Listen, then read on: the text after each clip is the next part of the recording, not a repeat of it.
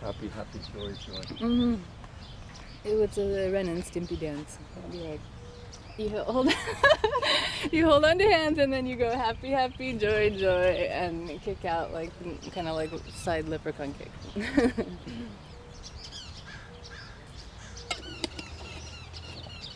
Oh, that's good. That was really good. So you know what this does to your stomach in terms of this is acidic, what happens in our stomach? Basic? It helps alkalize it? Or... Correct. Let's go on camera. Okay. Buenos dias, bonjour, guten tag. We are here to share with you, Sifu Slim and Super C, some messages from our morning. So Ni hao. What do we have here? A concoction. I think it's lemon, cinnamon, cannelle, de l'eau, the water. And orange. And so orange. I squeezed up with my tight wrist grips because I exercise these things every day.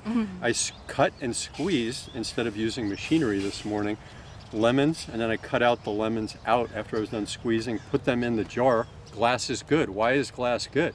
Because stainless steel, the other thing people think is good, has nickel in it, and I don't know if it's going to get you, but there are some people who say that nickel is something we don't want. So glass is the best thing. Ceramic would also be good, but it's very expensive and it's heavy, and you don't want to carry that around with you. These are easy, they don't tip. So if you do coffee, which I don't advise, put your coffee in here. In your car, what happens when you're going down the New Jersey Turnpike? Nothing. It tips and you're okay. How's the drink? Oh, it's very nice. I'm surprised like it would alkalize because there's the lemon, but I guess I don't know. How does that work? Our body system is always going back to homeostasis, and so when we throw a healthy piece of acid in there, which this drink is, it goes in there and our body says, okay, lower the acidity, and that's what it does. Okay, that's and so our body's really good at that. Okay. And so this is what we're drinking today, not teas, not coffees. So for those of you who want to try this, get yourself some good filtered water, in glass preferably. Cut up some oranges, lemons, grapefruits. Less on the orange. Orange has more sugar, which would lead to more acidity. But today I put some oranges because I have an abundance of oranges, so I'm using oranges, which the hunter-gatherers, what did they do when it was fruit season? They went gathering. They gorged. Forage, yeah. They gorged, just like the bears. When they find a berry patch, they eat till there are no berries left. Anything you save it. You know, you can do a little food processing, a little bit of like botanical processing, dry. You think bears would save it? Well, no, not bears, but hunter-gatherers were smart about food and ways to dry or process or keep for later. You know, you could keep it for later. Unless one gatherer had a greedy streak and didn't tell anybody about the bush and ate all the things, and then came back and had stomach disorder. That's true. So did we have a hunter-gatherer-esque morning? Well, we went out and exposed ourselves to the elements, and I don't think we were gathering a whole lot this morning, but we definitely just were very mobile this morning. I did save from our last gathering, which beautiful. is explain what this is again. That's cedar. Cedar brings in positive energy. So if you sniff it, it smells lovely. But this is one of like the four major like Native American medicines used in a lot of different ceremony, and like it's kind of to move your energy, but you know, running can move your energy too. And I definitely felt a bit like euphoric, like they talk about.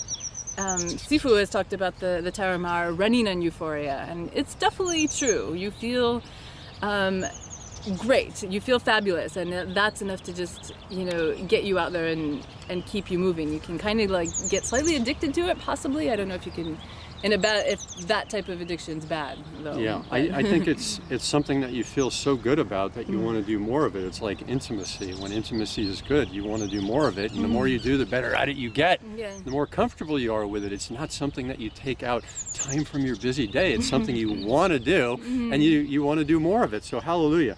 So here I have a piece of, speaking of native craftsmanship from the southern areas, and I've had this for many years, and it's very heavy. You want to feel how heavy that is? It's incredible, and I believe it's made out of wood, but it's a very hard wood. Petrified almost. Yeah, it feels like a petrified wood.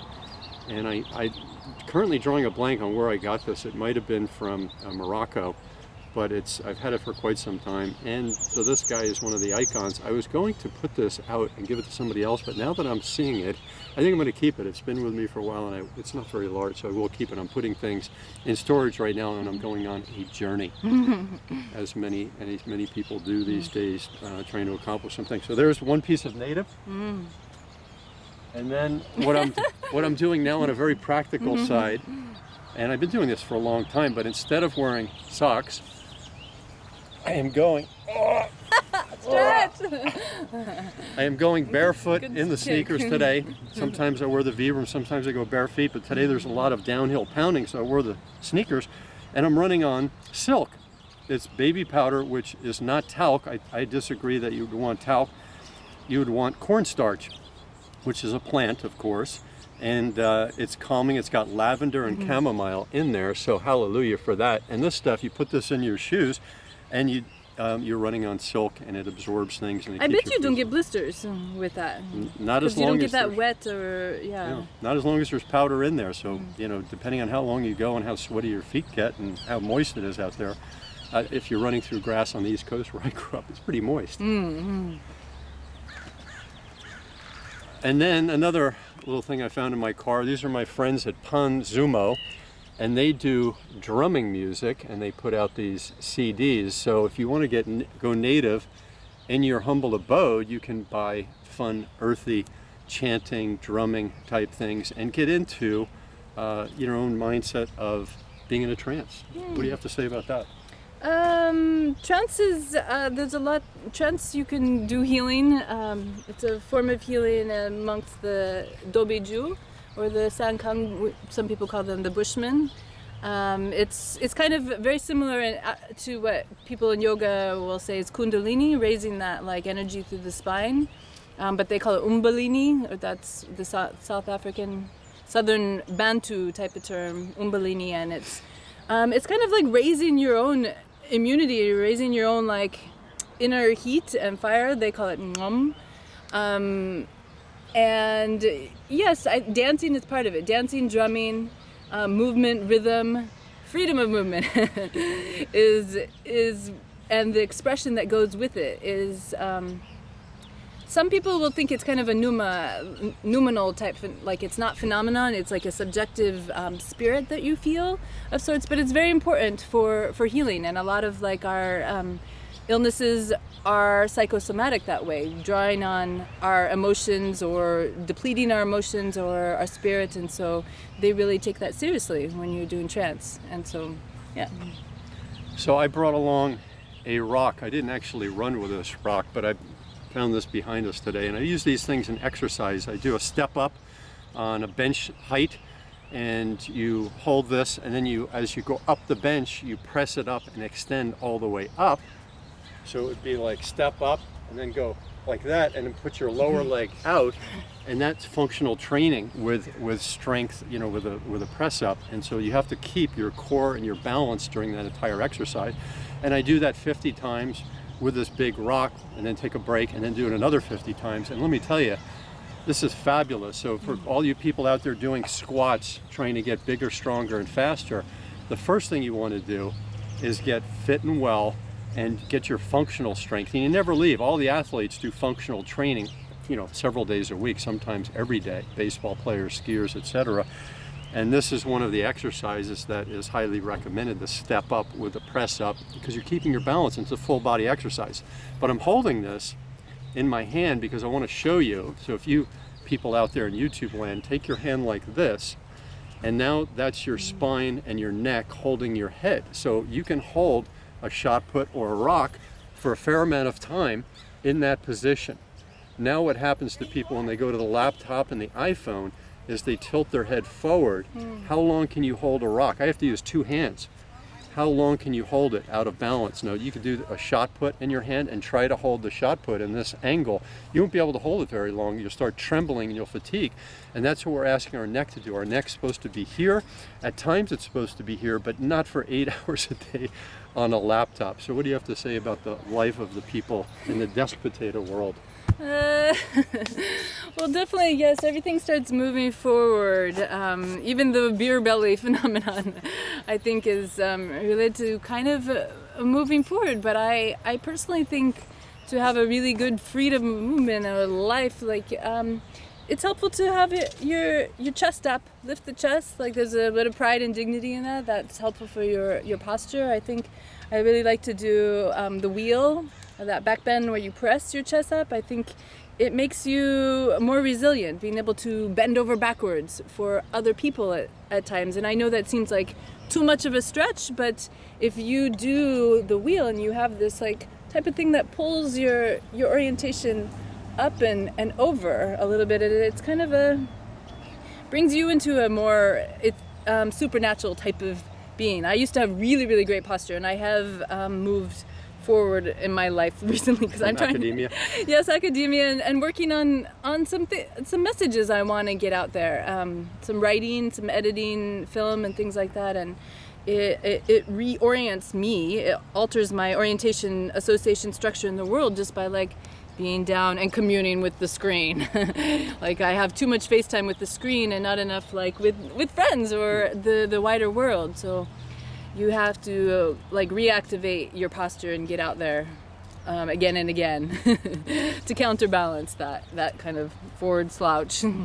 So we are not meant, because of the way our nuchal ligament works, the ligament that holds us up, like a giraffe and a cow have these big cables going from their back all the way to the tip of their head, and they can hold up all of that heavy leverage. Now we don't have a long neck, but still over time, if you just go like this and you put your hand on top of your head and pull down a little bit, you'll see very, very short time you'll be so fatigued you won't be able to handle that pressure anymore. So we're not designed to be down there. Now somebody talked to me just yesterday about why I don't text and why I don't smartphone, because it's this new thing that's become a sensation, and it's an addicting sensation. And I saw the report just yesterday when he was, accusing me of being behind the times in smartphone use, that people on average do 4 to 6 minutes each time that they go down to it. That's the average. And then they do it 40 to 60 times a day. So they're on that thing down 3 to 5 hours per day. Now that's a lot of time to be looking down and just checking in with friends. Now I like to check in with friends, but not every 15 minutes or every hour and a half. I mean, I have things I want to do for myself and the planet and the universe. So what do you think about the whole smartphone sensation?